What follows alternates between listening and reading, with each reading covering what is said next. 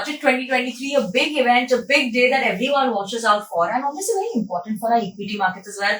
And to talk about his budget expectations, today we have Sunil Subramaniam joining with us as well. Thank you so much, sir. Good morning. And sir, obviously you want to talk about, firstly, what are you expecting from the budget? Is this going to be a growth budget coming in for the company? Absolutely. I think that there's going to be a renewed focus on the capital expenditure side of the budget. We are currently about 2.9. That's a trend from 2 to 2.9. I expect it to cross 3. That's about 3.1 or 3.2% of the GDP to be capex expenditure, number one. Number two is that from a capital markets perspective, which is markets are very sensitive to, I think this is not the time for populism. Giving away more tax breaks to middle class, while everybody would love it, I do not expect this to be a populist budget.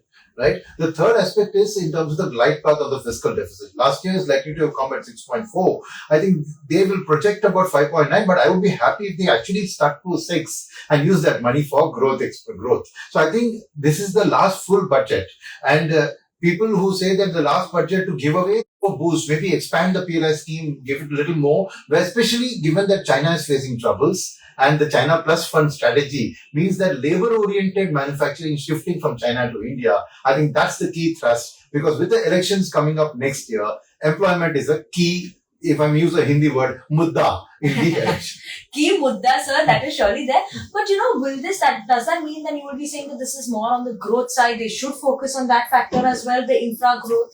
Absolutely. I have no doubt about it that the focus should entirely be on infra. Like I said, the focus should be where the infra spend can lead to employment generation. So rural infrastructure, for example, we are aware that 60-70% of our population lives in rural India, and farming has a limitation in how much employment it can generate. But if you do more roads and cold chains and all the kind of infra in the rural area, you will create jobs and you'll also give a boost to capex. So I think that rural infrastructure is probably the key in my mind.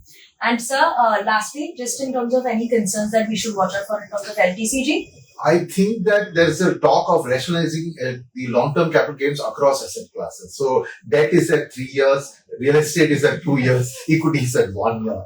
So there's a bit of I would say, dangerous talk saying make all of them 3 years, which while it's good for the consumer, I think FIIs, they're also taxed in the same way. Right. If you like this video, then like, share and subscribe to ET Now.